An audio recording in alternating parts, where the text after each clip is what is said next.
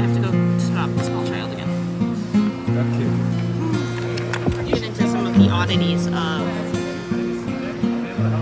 frozen or see-through material.